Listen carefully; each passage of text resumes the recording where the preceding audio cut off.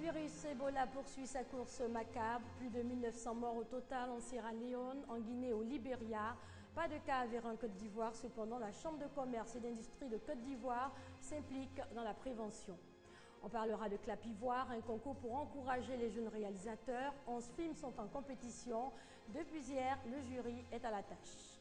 Sommet de l'OTAN, la crise ukrainienne, menu principal, la Russie menacée de nouvelles sanctions.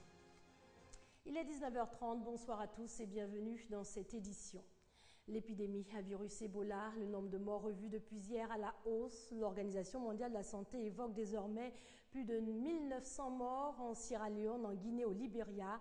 Pas de cas avérés en Côte d'Ivoire. La vigilance est tout de même de mise afin d'éviter l'entrée du virus sur le territoire ivoirien. La Chambre de commerce et d'industrie de Côte d'Ivoire appelle au changement de comportement en entreprise. L'épidémie à virus Ebola poursuit sa progression en Afrique de l'Ouest et centrale. Selon le dernier rapport de l'Organisation mondiale de la santé OMS, plus de 1900 personnes en sont déjà mortes. À ce jour, aucun cas n'est déclaré en Côte d'Ivoire.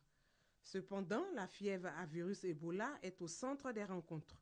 La Chambre de commerce et d'industrie s'implique dans la sensibilisation au profit des entreprises ivoiriennes, d'où cette session d'échange et d'information. Objectif, amener les entreprises à prendre toutes les mesures adéquates pour éviter la survenue du virus Ebola sur le sol ivoirien. Nous avons réuni toutes les entreprises de nos ressortissants pour leur donner l'information, pour les amener à comprendre le danger que l'Ebola présente pour les entreprises. L'hygiène en entreprise a été également développée au cours de cette session. La notion d'hygiène reste un peu un parent pauvre dans toute cette organisation-là. Donc on pourra organiser la gestion de l'hygiène sur le travail et on arrivera petit à petit à un changement de comportement. Cette campagne était spécialement orientée sur l'hygiène, donc sur la prévention, sur des actions que nous pouvons mettre en œuvre au sein de nos différentes entreprises. L'épidémie à virus Ebola sévit en Afrique. Le Libéria, la Guinée, la Sierra Leone sont les pays les plus touchés. Les initiateurs de cette rencontre de sensibilisation soulignent les mesures d'hygiène doivent être scrupuleusement respectées, notamment éviter de se serrer les mains, de faire des accolades, de manipuler et de consommer la viande de brousse et se laver régulièrement les mains. La fièvre hémorragique à virus Ebola, on le rappelle, plus de 1900 morts désormais selon l'OMS. Tous les pays se mobilisent, qu'ils soient affectés ou non. Le Ghana, par exemple, s'organise pour faire face à une éventuelle épidémie. Un bâtiment a priori comme un autre dans la capitale ghanéenne. Pourtant, passer l'accueil ici, il faut montrer patte blanche. Derrière cette porte se cache un laboratoire sous haute surveillance. On y teste des échantillons de sang suspectés d'être infectés par Ebola, un matériel qu'il faut manipuler avec d'infinies précautions. Pour pénétrer dans un laboratoire de niveau de confinement 3 comme celui-ci, il faut des autorisations spéciales. Nous avons été formés pour manipuler ces prélèvements sans prendre de risques pour nous-mêmes ni pour notre entourage. Épargné jusqu'ici par l'épidémie d'Ebola, le Ghana est en alerte. À l'Institut Noguchi, centre de recherche de référence reconnu par l'OMS, on se prépare à d'éventuels cas. Ici, les chercheurs travaillent depuis 30 ans sur les fièvres hémorragiques si redoutées dans la région. Le virus du Nil, la fièvre de Lassa et Ebola, des compétences qu'ils sont prêts à partager avec les pays voisins. Nous recevons des prélèvements sanguins des différents hôpitaux. Quand un prélèvement arrive ici avec une suspicion d'Ebola, on ne se contente pas de tester seulement Ebola, on teste toutes les autres fièvres hémorragiques qui peuvent donner les mêmes symptômes qu'Ebola. Alors que le virus a fait plus de 1500 victimes dans les pays voisins, le Ghana a débloqué des moyens exceptionnels pour équiper son personnel médical, renforcer les contrôles et préparer des lieux d'isolement pour accueillir d'éventuels malades. En bref, la fièvre à virus Ebola qui ne se contente pas de troubler la santé publique dans les pays où elle sévit, elle impacte aussi l'économie. Plusieurs réunions se tiennent, d'autres sont en perspective. Le Conseil exécutif de l'Union africaine tiendra une réunion d'urgence le 8 septembre à Addis Abeba en Éthiopie.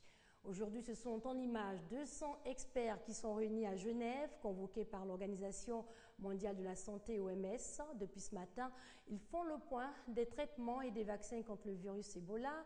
Il est question de 8 traitements actuellement en phase de test en laboratoire. En images, lancée depuis la semaine dernière, la 9e édition de la Journée nationale de la solidarité a été officiellement célébrée aujourd'hui. La Côte d'Ivoire en général opte, on le sait, pour une quinzaine au cours de laquelle des activités sont organisées pour promouvoir les valeurs de solidarité. À l'occasion de la cérémonie officielle, la ministre Annou Lotto a lancé un appel à l'exercice de la solidarité dans le quotidien des populations en vue de la cohésion sociale. Clap Ivoire, un concours pour encourager les jeunes réalisateurs. 11 films sont en compétition. Les projections ont démarré depuis hier. Le jury est à la tâche. Après la cérémonie d'ouverture, le rendez-vous cinématographique annuel des jeunes cinéastes africains, Clap Ivoire 2014, rentre dans sa phase de compétition. Les 23 films des jeunes réalisateurs venus de 12 pays d'Afrique sont soumis au quotidien à l'appréciation du jury. Caractère Monde des savanes. Ce film met en exergue un peu les qualités du beurre de karité. Conditions de tournage, ça n'a pas été facile comme d'habitude. On essaie on se tracasse comme on peut pour pouvoir réaliser les œuvres. Le film, c'est l'histoire d'un jeune homme qui a eu une vision prémonitoire. Il a vu la silhouette de sa fiancée. Ça signifie que la personne va mourir dans les jours qui suivent. Donc son combat, c'est de modifier ce destin tragique de sa dulcinée. Pour cette 14e édition, cinéastes, directeurs de cinématographie du continent et réalisateurs sont venus encourager la relève du cinéma africain. Les jeunes techniciens et réalisateurs ont pris de l'envol. On peut dire qu'ils sont vraiment très déterminés à mettre de la qualité dans leur production. C'est vrai que les réalisateurs ont des difficultés, des moyens financiers, mais je crois qu'avec ce que Clap Ivoire fait, c'est déjà une voie pour aider les jeunes. L'actualité africaine, dominée par les événements sociopolitiques, sont des thèmes abordés par les jeunes réalisateurs. On peut citer, entre autres, les problèmes de pauvreté, d'immigration clandestine et délestage et bien d'autres. J'ai été fortement impressionnée par la qualité de l'image et la créativité des jeunes scénaristes. C'était vraiment bien. Je me rends compte que le cinéma africain, vu que c'est Clap Ivoire, est vraiment en train de prendre son essor. Tout à l'heure, j'ai vu le film qui parle des voyageurs qui prennent le large pour aller en Europe.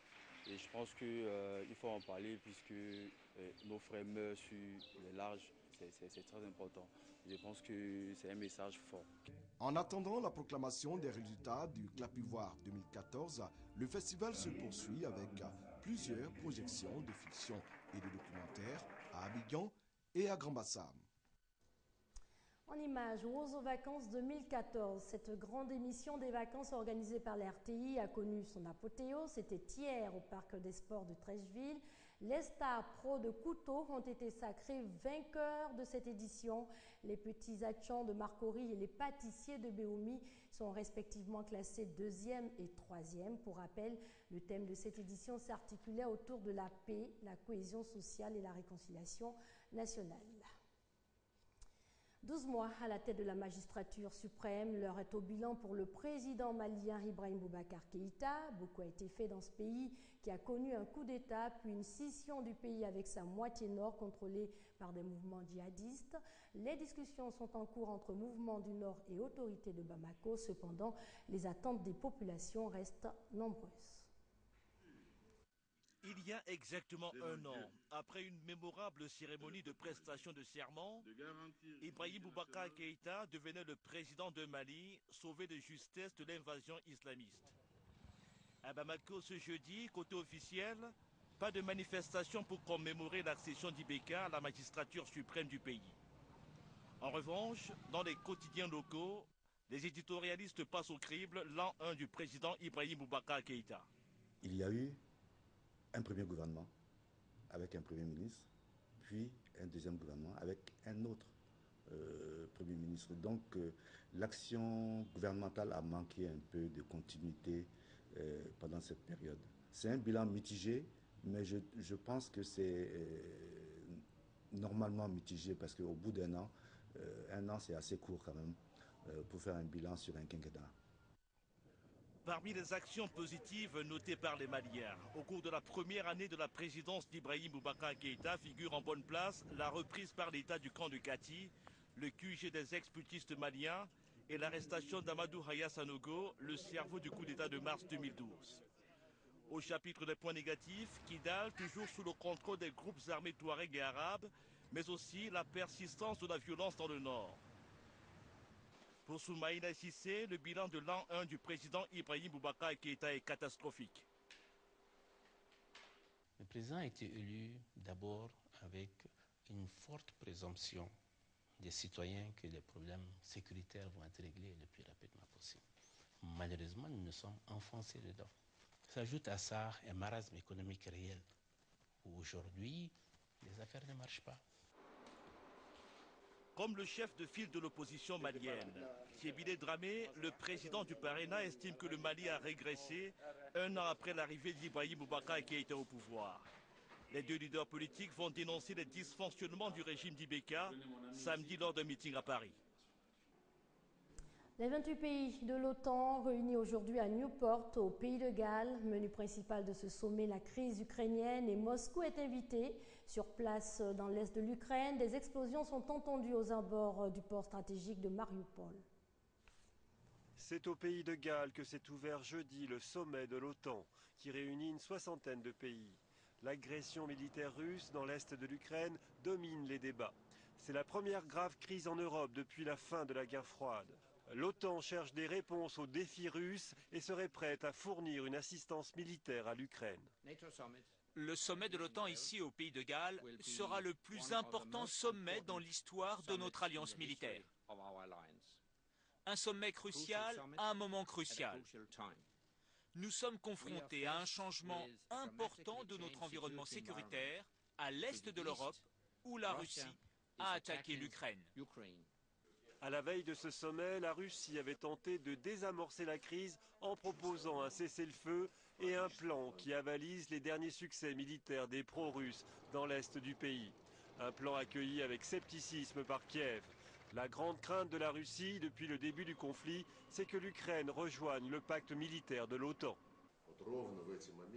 C'est précisément au moment où nous commençons à résoudre la crise qui oppose Kiev et les milices de l'Est que les autorités ukrainiennes demandent à sortir du statut de non-aligné pour rejoindre l'Alliance Atlantique. La veille, en Estonie, le président Obama avait assuré les pays baltes et la Pologne du soutien militaire de l'OTAN en cas d'agression.